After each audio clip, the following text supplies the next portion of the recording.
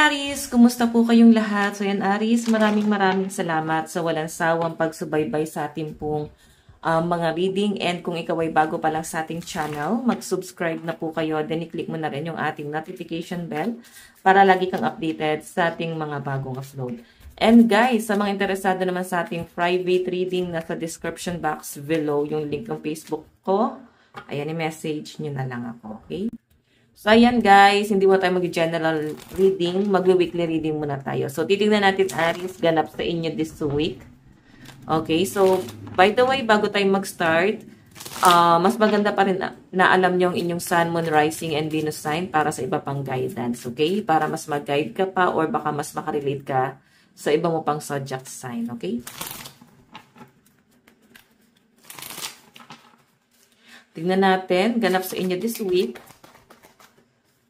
Aries, Sun, Moon, Rising, and Venus sign. Aries, Sun, Moon, Rising, and Venus sign. Meron tayong adventure. Apprentice of Lightning. Ang dami nyo guys magiging realization sa pag-travel nyo. Yung iba naman sa inyo guys pwedeng nag-explore ka talaga, no? Like, ine-enjoy mo lang ang buhay, ang dami mong gusto mong experience. Yung iba sa inyo pwede nagpaplano kayong bumili ng bagong sasakyan. Or pwede nakabili na kayo and I think parang gusto mo siyang i-enjoy, no? Gusto mong i-enjoy yung sasakyan mo na baka i-break in, baka ita-travel mo siya sa malayo. Okay? Yung iba naman sa inyo guys, literal na parang magbabiyahe. Ayan. Baka meron kayo guys pupuntahan na medyo malayo-layo. Okay? So, isa pa guys na nakikita ko dito, siguro iba sa inyo nag-abroad. Marami kang nagiging realization based na rin sa mga experience mo habang ikaw ay nasa malayo. So, ang dami mong natututunan. Iba't ibang tao ang nakakasalamuha mo. Iba't ibang klase ng tao ang, alam nyo yun, nagkakaroon kayo guys ng experience sa mga taong yon. So, parang alam mo na kung paano i-blend, no? Kumbaga, alam mo na kung paano ka makisama sa ibang tao. Kasi nga, iba't ibang tao na yung nakakasalamuhan. Okay? Pero guys, yung overall energy mo, possible na this week is more on travel talaga. Meron ka magiging realization and meron ako nakikita dito na parang paghahandaan na travel. This week, parang paplanuhin talaga siya. And, ayan, parang medyo magiging excited ka dito. Ang dami nyo guys lakad, no? Hindi ka talaga maiinip sa dami ng biyahe ng mga Aries. Tingnan pa natin Aries, Sun, Moon, Rising, and Venus sign. Okay. Aries, Sun, Moon, Rising, and Venus sign.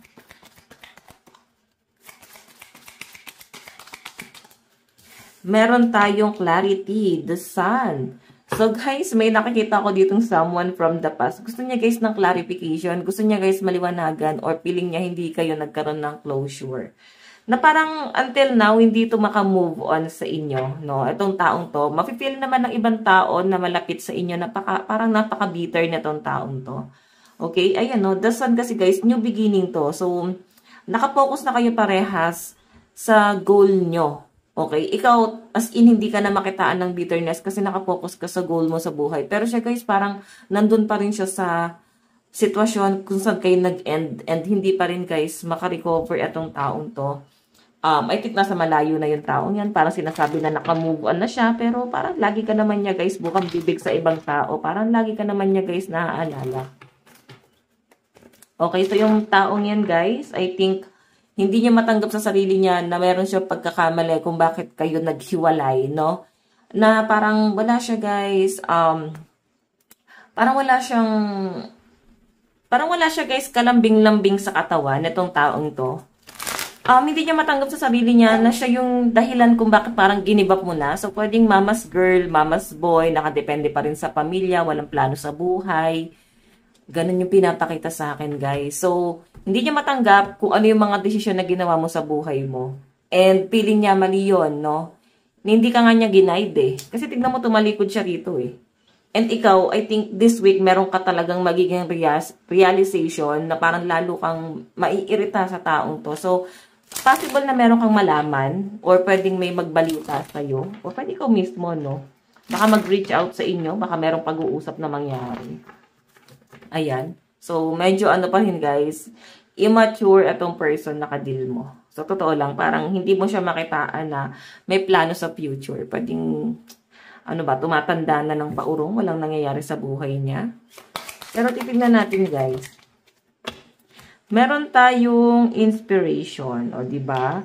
Sa pinapakita sa akin, guys, nagkaroon lang din naman ng goal sa buhay itong taong to. Nung naging kayo, naging inspiration kanya, kaya parang todo gather siya, no, na makuha yung success niya. Pero I think, nung nagkaroon nga ng separation, doon niya na-realize na saan siya magsisimula kasi hindi niya kayang i-balance, no? Wala siyang kayang i-balance and parang laging kawawa tong taong to. Actually, guys, ito etong taong to kung titignan mo, parang kaawa-awa. Magaling kasi siya, guys, magpaawa. Oo, magaling magpaawa to pero manipulative yung taong yan, no? So, ang makikita nga na iba tao, baka ikaw yung nagiging masama, ikaw yung bad influence ito sa person mo kasi nga ikaw yung makuda, yung person mo pwedeng tahimik lang, pero hindi nila, guys, alam. Baka itong person na to, 'di ba? Siya yung maraming pambabackfight, no? Na sinasabi sa iyo. Parang sinasabi niya sa iyo yung inis niya sa ibang tao, ganto ganyan. Kung alam lang, 'di ba, nung ibang tao kung ano yung sitwasyon. Pero ngayon kasi parang tinatanggap niya na Aries na parang sige, ako na lang masama sa paningin ng ibang tao, wala naman akong mapapala. Parang ganun yung pinapakita sa akin dito. Okay? Sige, tignan pa natin Aries, Sun, Moon, Rising, and Venus sign. Meron tayong victory. So, Aries, may nakikita ko ditong success. No? Ayan. Eto sa relationship, guys, binabaligtad ka ng person mo. Pero, guys, successful ka pagdating sa financial mo. And pwede nagiging successful ka pa pagdating sa kaperahan and sa love life. Okay? I think yung love life mo mas nagiging maayos or pwedeng meron ka ng mga bagong kinikilala. Pwede naman, guys, na meron ka ng talking stage or pwedeng bago pa lang kayo ng person mo. Okay? Bago pa lang kayo ngayon. And sobrang na-enjoy mo yung bonding yung dalawa. Ganon. Sige, tingnan pa natin. Kasi, guys, nakukuha mo yung success, oh. Hindi ka dumedepende sa kahit na kanino. And nakikita ko sa inyo, Aries, talagang napaka-strong independent person mo. Tingnan pa natin. Aries, Sun, Moon, Rising, and Venus sign. Additional message. Meron tayong fulfillment. Wow! So, ito, guys, 10 of raindrop. Sa family to, no? I think may blessing na dumarating sa pamilya. Ayan, may blessing na dumarating. And, parang, yung blessing na to sa pamilya mo rin or pwedeng sa'yo. Okay? So, nag-share lang kayo ng blessing since pamilya naman kayo. Okay, tignan pa natin. Aries, Sun, Moon, Rising, and Venus sign. Meron tayong contemplation. Meron ako nakikitang regret talaga. Meron talagang nangihinayang dito, guys. As in, no, merong someone na hindi makamove on dito. Ayusin ko lang to, guys. Ayan, merong someone dito na hindi makamove on. I think ex mo yan. And ikaw parang alam mo kung ano yung nangyayari. Magaling kang magpanggap, Aries, no? Na kunyari, patay mali siya ka sa mga nangyayari sa paligid mo, parang medyo inosente, pero deep inside, alam mo, yung mga galaw nila, no? Pwede na mga tao sa paligid niya rin, alam mo kung ano yung ginagawa nila sa'yo. Okay, alam mo kung ano yung galaw nila. Kasi guys, ito regret to. Tapos fulfillment, no? Merong regret dito, pero blessed pa rin kasi alam mo, hindi ka nagmumukhang tanga, nagpapanggap lang yung mga Aries na nakikita ko rito. Okay? Magaling lang kayo, guys.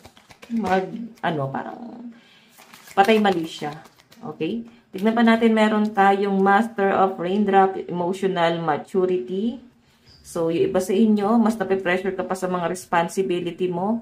Self-victimization. So, ito guys, I think walang emotional intelligence ba tawag doon sa person mo. And sobrang immature niya, and ngayon parang pa-victim pa rin siya. More on nakapokus yung sarili mo doon sa love life mo kasi merong magandang nangyayari sa inyo, guys, no?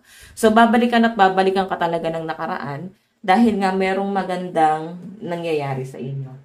Okay, tignan pa natin. Aries, Sun, Moon, Rising, and Venus sign. So yung lucky number mo this week is 19, 6, 10, 4, and 8. Advice para sa'yo, Aries. Meron tayong wishing clouds, lay back, rest, and relax. So, Aries, ito lang po ang inyong reading. Maraming salamat. God bless and love you all. Bye-bye.